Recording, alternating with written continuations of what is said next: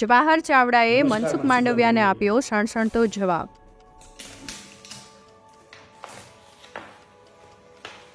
મનસુખભાઈ, આપને નહીં ધ્યાનમાં હોય તો મારી ઓળખ આ હતી ને આ ઓળખ હેઠળ 10 વર્ષ દરમિયાન માણાવદરના વંથલીના ખેડૂતોના પ્રશ્નો હોય, બિયારણના હોય, ફર્ટિલાઇઝરના હોય, ધોવાણના હોય, પાક વીમાના હોય, ખેડૂતના પ્રશ્નનો સૌથી મોટો અમારા વિસ્તારમાં હતો અથવા ગુજરાતના 57 તાલુકામાં હતો તે ડાક ઝોનનો હતો.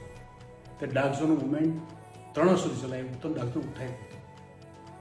તે જુનાગઢ માટે 600 કરોડનું અભિયાન સરકાર પાસે પાછા લેવાના, જુનાગઢમાં લોકશાહી અભિયાન ચલાવ્યું આખા જિલ્લાનું, ને આ સિવાય જુનાગઢના ગરીબો વંચિતો માટે એક બીપીએલ સહાયતા અભિયાન ચાલુ કર્યું.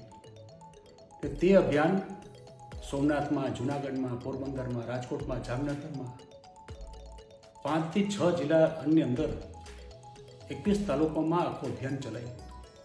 તે હેઠળ 75,000 ઉપરાંત ગરીબોને બીપીએલના લાભ આપેલા હતા.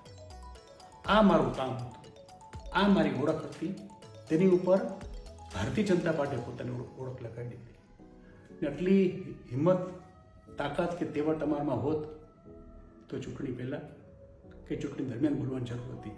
આપનો આભારી, જવાહર ચાવડા.